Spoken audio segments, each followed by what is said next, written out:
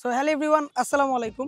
সময় একটু বেশি লাগলেও আজকে আপনাদের জন্য আমি নিয়ে এসেছি Toyota GT86 2012 model TRD addition.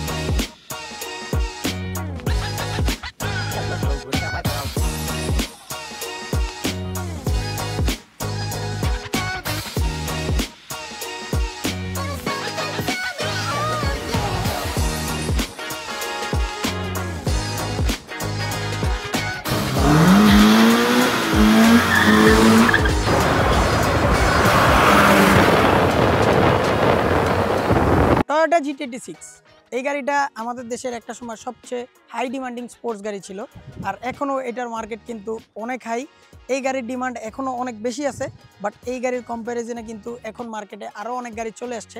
আমরা ওই বিষয়ে পরে কথা বলবো, কিন্তু আগে আমরা এই গাড়িটার exterior, interior and riding experience, যেটা আমি সবসময় আমার ভিডিওগুলোতে করে থাকি, ওই ভিডিওগুলোর কনসেপ্টেই আমরা আগাবো। সো প্রথমে আমরা শুরু করব এই গাড়ির এক্সটেরিয়র থেকে। এক্সটেরিয়রের মধ্যে এই গাড়ির সবচেয়ে এগ্রেসিভ লুকিং পার্ট হচ্ছে এটার ফ্রন্ট। কারণ হচ্ছে এটা যেহেতু টিআরডি এডিশন GT86, সো এটার সামনে যে টিআরডি লিপ, হেডলাইট আর বাম্পারের যে একটা লুক, এটা আমার কাছে সবচেয়ে বেশি পার্সোনালি ভালো লাগে। আর টয়োটা GT86 মোটামুটি আমাদের সবারই খুব পছন্দ, কিন্তু আমার কেন জানি একটু পার্সোনালি বেশি ভালো লাগে এই গাড়িটা। ওই যে বলে না যে নেক ব্রেকার, এই গাড়িটা হচ্ছে একটা perfect example of neck breaker. কারণ এই গাড়িটা একবার যে দেখবে সে অনেকক্ষণ দেখতেই থাকবে। আর সামনের থেকে যদি আমরা সাইডের দিকে চলে যাই, সাইড থেকেও কিন্তু এই গাড়িটা কিন্তু যেহেতু সাইজে ছোট, আর এটার সাইড থেকে কিন্তু পুরোটাই আপনি দেখবেন কি একটা অনেক বড় গেট। কারণ যেহেতু এটা 2 ডোর স্পোর্টস কার, আমি যেহেতু এটার নাম দিচ্ছি স্পিড বোট, আমার কাছে এই গাড়িটা না ডলফিনের মতো লাগে, খুব কিউট মাশাআল্লাহ। আর পার্সোনালি এই গাড়িটা তো আমার খুব পছন্দ, এই জন্যই তো আজকে আপনাদের সামনে নিয়ে আসছি। টয়োটা GT86 এর লুকসের মধ্যে অনেকের আবার এটার ব্যাক সাইডটা অনেক ভালো লাগে, কারণ এটাতে পিছনে কিন্তু যেহেতু এটা টিআরডি, এটার এক্সস্টেও কিন্তু আপনারা দেখতে পাচ্ছেন যে এখানে টিআরডি লেখা, কারণ এটা একদম জেনুইন টিআরডি, ফ্যাক্টরি টিআরডি, এটা পরে কনভার্টেড না। আর পিছনে অনেক সুন্দর সুন্দর 4টা এক্সস্ট পাইপ দেখা যায়, এই জন্য অনেকের পার্সোনালি এটা পছন্দ হয় যে GT86 এর ব্যাক সাইডটা বেশি ভালো লাগে বলে অনেকে, কিন্তু ব্যাক সাইডের তুলনায় আমার ফ্রন্ট সাইডটা বেশি ভালো লাগে। আর স্পেসিফিক এই গাড়িটার এই টেল লাইটসটা এই গাড়ির সাথে যায় না, যদিও এটা মালিককে আমি বলছি চেঞ্জ করার কথা, কিন্তু এখনও করতেছে না কেন আমি জানি না। সো এটাও হয়তো বা হয়ে যাবে। একটা আছে ব্ল্যাক হাউজিং করা, স্মোকি ব্ল্যাক, ওইটা আরও সুন্দর লাগবে এই গাড়িতে, কারণ এই গাড়িটা সাদা কালার, সো ওই জিনিসটা বেশি স্যুট করবে। যেহেতু গাড়িটা অনেক ছোট, জায়গাও লাগে কম রাস্তাঘাটে চলতে, আর সামনে থেকে পিছনে একদম সাইড থেকে ঘুরে দেখতে এই গাড়িটা আপনার বেশি একটা সময় লাগবে না, কারণ এটার সাইজ অনুযায়ী এটা অনেক বেশি এগ্রেসিভ। বাট মাশাআল্লাহ এই গাড়িটার পারফরমেন্স আর লুকসের কারণে কিন্তু মোস্ট অফ দ্য পিপল এই গাড়িটা খুব বেশি পছন্দ করে। সাইড থেকে দেখতে দেখতে কিন্তু অনেকে আবার বলতে পারেন যে এই গাড়ির সাথে এই রিমটা ভালো লাগতেছে না, কিন্তু যখন আমরা এই রিমটা লাগাইছি তখন এটা খুব ভালোই লাগছিল, আর খুব তাড়াতাড়ি এই রিমটা চেঞ্জ হয়ে যাবে। এই গাড়িটার এক্সটেরিয়র লুক হচ্ছে এইটাই, আমার কাছে তো পার্সোনালি খুবই ভালো লাগে। আর কার কার পছন্দ এই গাড়ি অবশ্যই কমেন্ট বক্সে জানাবেন। সো আসেন এখন আমরা একটু এই গাড়ির টুকটাক পারফরমেন্স নিয়ে কথা বলি, ইঞ্জিন কি আছে না আছে এইসব বিষয়ে একটু কথা বলি। টয়োটা GT86 এটা কিন্তু সুবারুর সাথে কোল্যাব করা একটা গাড়ি। এই গাড়িটার যদি বনেটটা আমরা খুলি,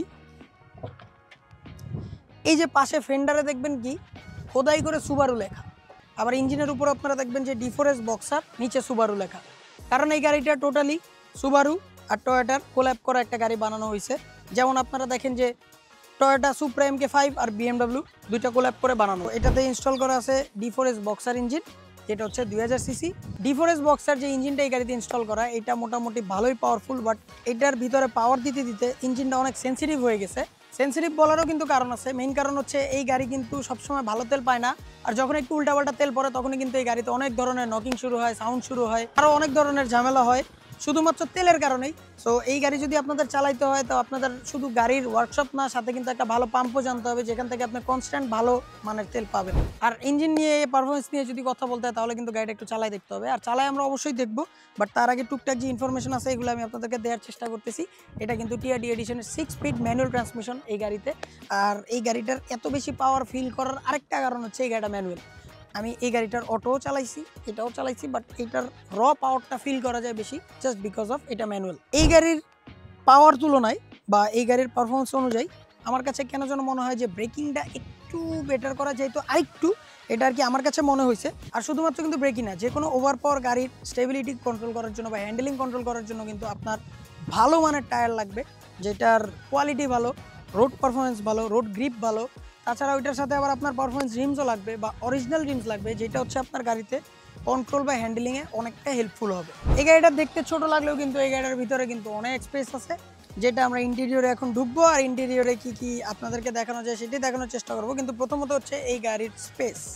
এই গাড়ির স্পেসের কথা যদি বলি, ড্রাইভিং সিটে আমার সাইজ, আমার বডি অনুযায়ী আমার জন্য কিন্তু মোটামুটি অনেক ভালো স্পেস, কারণ আমার একটুও প্রবলেম হয় না। কিন্তু আরেকটা মজার জিনিস হচ্ছে এটার যে বেবি সিট পিছনে, ওইটাতেও কিন্তু বসার ওয়ে আছে। আর এই বেবি সিট কিন্তু বেবিদের জন্য, কিন্তু আমরা যেহেতু ভাই ব্রাদাররা এই গাড়ি নিয়ে ঘোরাঘুরি করছি প্রচুর, এই গাড়ি নিয়ে কিন্তু পিছনে অনেক বড় বড় সাইজের মানুষজনও বসছে। যেমন আমি আমার সাইজ দেখাচ্ছি, যে আমি এই সাইজ নিয়ে খুব আরাম করেই আমি বসতে পারি ভিতরে। শুধুমাত্র আমার একটু প্যারা হয়ে যায় যখন এই সিটটা, মানে এতটুক আমার জন্য ঠিক আছে, বাট সামনে অনেক স্পেস কম, আমার সাইজে দুজন বসতে পারবে অনেক আরাম করেই। কিন্তু যদি একটু নাদুস নুদুস হেলদি হয়ে যায় তখন অনেক কষ্ট হয়ে যাবে। কিন্তু যেহেতু এটা নাম দেওয়া বেবি সিট, পিছনে মানে আপনি husband wife, newly married couple যদি হন, আপনাদের যদি একটা ছোটো বেবি থাকে, মানে নিউলি ম্যারিড হলে আবার ছোটো বেবি থাকে কেমন, সরি আপনাদের যদি একটা ছোটো বেবি থাকে, আপনাদের যদি মানে হাজব্যান্ড ওয়াইফ আপনারা যদি ঘুরতে চান, পিছনে দুইটা বেবি, হ্যাঁ যদি দুইটা বেবি থাকে দুইটা বেবি ক্যারি করতে পারবেন। তাছাড়া এই গাড়ি যেহেতু 2 ডোর, সামনের দুইটা সিটে কিন্তু মানে বেশি মানুষের ফোকাসটা যায়। সো স্পেস নিয়ে আমার কোনো অবজেকশন নাই, মাশাআল্লাহ অনেক ভালো স্পেস। এক্সটেরিয়র নিয়ে তো অনেক কথাই বললাম, এখন হচ্ছে আমাদের গাড়িটা চালায় দেখতে হবে, কেমন রাইডিং এক্সপিরিয়েন্স আপনাদের সাথে শেয়ার করতে হবে। আর ক্যামেরার মাধ্যমে যতটুকু শেয়ার করা যায় এই গাড়ির স্পিড বলেন, পারফরমেন্স বলেন, অল ওভার সব কিছু আপনাদেরকে এই ভিডিওতে দেখানোর চেষ্টা করতেছি। সো যারা এখনও সাবস্ক্রাইব করেন নাই, একটু সাবস্ক্রাইবটা করে দেন। আর নেক্সট কী গাড়ি দেখতে চান ওটাও কমেন্ট বক্সে অবশ্যই জানাবেন। সো লেটস গো, আমরা এখন গাড়িটা চালায় দেখবো আসলে এই গাড়িটা কেমন লাগে। আমার কাছে তো ভালোই লাগে, মানে আপনাদেরকে দেখানোর চেষ্টা করবো যে এই গাড়িটা আসলে কতটুকু মজাদার। চলো।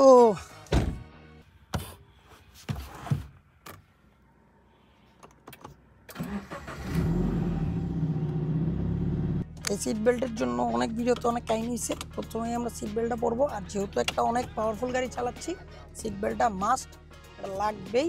So let's go. ও ধরো আরপিএমটা একটু আইডেল হোক, যে কোনো গাড়ির ক্ষেত্রে আপনাদের গাড়ির আইডেল আরপিএমে না আসা পর্যন্ত গাড়ি চালাবেন না, এটা আপনাদের জন্যই, আপনাদের গাড়ির জন্যই।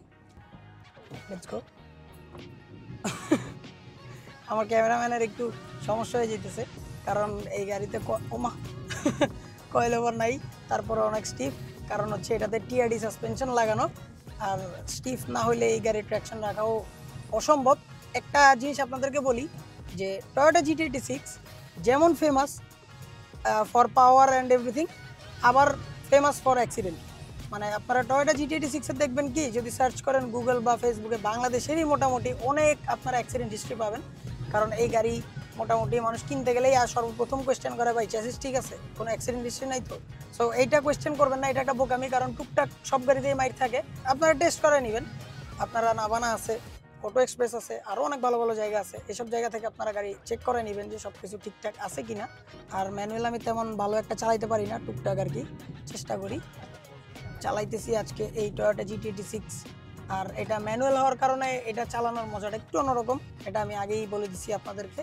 যদি কথা বলি যে এই গাড়ির মানে আমার ককপিট থেকে এটার ফ্রন্ট ভিউ, এটা খুবই ড্রাইভার ফোকাসড একটা গাড়ি। মানে আপনি চালানোর সময় আপনার সব কিছু সামনে, তো তো আপনার অনেক এক্সট্রা ফোকাস দরকার হবে এই জায়গায় ভাঙতে। হয়তো আপনারা ভিডিওতে বুঝতে পারতেছেন যে এই গাড়িতে কতটা স্টিফনেস দেখা যাচ্ছে অন ক্যামেরা, কারণ এই গাড়িতে কিন্তু আগেই বললাম কয়েল ওভার নাই, কয়েল ওভার ছাড়াই এই গাড়িতে অনেক স্টিফ, কারণ টিআরডি সাসপেনশন অবশ্যই এই গাড়িতে হ্যান্ডেলিংয়ের জন্য এই ধরনের সাসপেনশন দরকার আছে, বাট তেমন একটা কমফোর্ট নাই অনেক, মানে আমাদের জন্য ঠিক আছে, বাট যখন আপনি ফ্যামিলি নিয়ে, ফ্যামিলি তো উঠবে না এই গাড়িতে, টাকা দিয়ে কিনা দিলেও ফ্যামিলি উঠতে যাবে না। স্টিল আপনার যদি থাকে, আম্মু আব্বু অনেকেই পছন্দ করে এই ধরনের গাড়ি, সো তারা হয়তো বা এই গাড়িতে উঠলে তাদের জন্য অনেকটা কষ্টকর হয়ে যাবে এই গাড়ির পারফরমেন্স অনুযায়ী। টিআরডি এডিশনের আরেকটা জিনিস হচ্ছে, এই গাড়িটা যখন আমরা প্রথমে নিছি তখন কিন্তু এটার ক্লাস প্লেট যেটা ছিল ওটা টিআরডিরই ছিল। সো ওইটাতে আমরা পারফরমেন্স মনে হয় আরও বেশি পাইতাম, ওইটাতে ইনিশিয়াল বেশি ছিল, কিন্তু তারপরে যখন আমরা ক্লাস প্লেটটা চেঞ্জ করছি, এটা টয়োটা জেনুইন লাগানো হয়েছে। আমার কাছে পার্সোনালি মনে হয় যে টিআরডি থেকে টয়োটা জেনুইনের পারফরমেন্স একটু কম, but still it's a GT86 powerful গাড়ি। সো পাওয়ার আপনারা পাবেনই, যেহেতু আমি শুরুতে আরেকটু বেশি পাওয়ার পেয়ে গেছি, সো আমার কাছে তারপরে একটু কম মনে হয়েছে। এখন অনেকের মনে প্রশ্ন থাকতে পারে যে টয়োটা GT86 এর দাম কত। যেমন আমাদের দেশের রুলস অনুযায়ী আপনি 5 বছর আগের গাড়ি ইম্পোর্ট করতে পারবেন না। সো এখন যদি আপনারা 2020 বা 21-এর GT86 নিতে যান, আপনাদের মনে হয় 60 lakhs প্লাস আপনাদের এটার কস্টিং পড়বে। আর যদি আপনারা ইউজড এরকম কোনো একটা ইউনিট নিতে চান তাহলেও আপনার মোটামুটি 35 থেকে 40-র মধ্যে পড়ে যাবে, যদি একদম টপ নচ কন্ডিশনে হয়, একদম ফ্রেশ হয়। তাছাড়া যদি একটু একটু মানে বেশি না, অল্প একটু মাইট টাইট দেখে নিতে পারেন, তাহলে হয়তো আপনারা 30 থেকে 35-এর মধ্যে আপনারা কভার করে ফেলতে পারবেন। সো এখন আমরা আসছি হাইওয়েতে। হাইওয়েতে মজার জিনিস হচ্ছে একটু পাওয়ার দেখতে পারবো, একটু স্মুথনেস দেখতে পারবো, সব কিছু মিলায় একটু পারফরমেন্স দেখতে পারবো। So enjoy the video. আর হচ্ছে সাবস্ক্রাইব, একটা ডিল আছে, পেজটা লাইক অ্যান্ড ফলো দিয়ে দিন, ভালো লাগবে একটু আমার জন্য আর কি। সো আমরা এখন এই গাড়ির একটু পারফরমেন্স দেখতে হাইওয়েতে উঠছি। আর যেহেতু এটা ম্যানুয়াল গাড়ি, আমার ক্যামেরাম্যানের অনেক কষ্ট হয়ে যেতেছে, কারণ এটা ম্যানুয়াল হওয়ার কারণে না প্রত্যেকটা শিফট মানে আমার ক্যামেরা সহ, আমার গিম্বল সহ, আমার মানুষ ক্যামেরাম্যান সহ নড়ে চড়ে যাচ্ছে।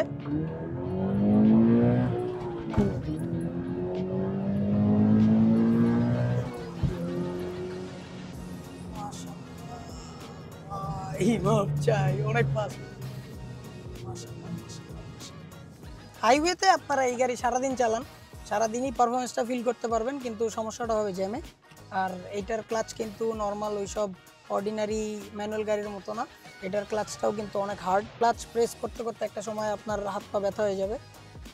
তো তারপরেও যেহেতু পারফরমেন্স গাড়ি, একটু তো কনসিডার করতেই হবে, সব চাইলে হবে না।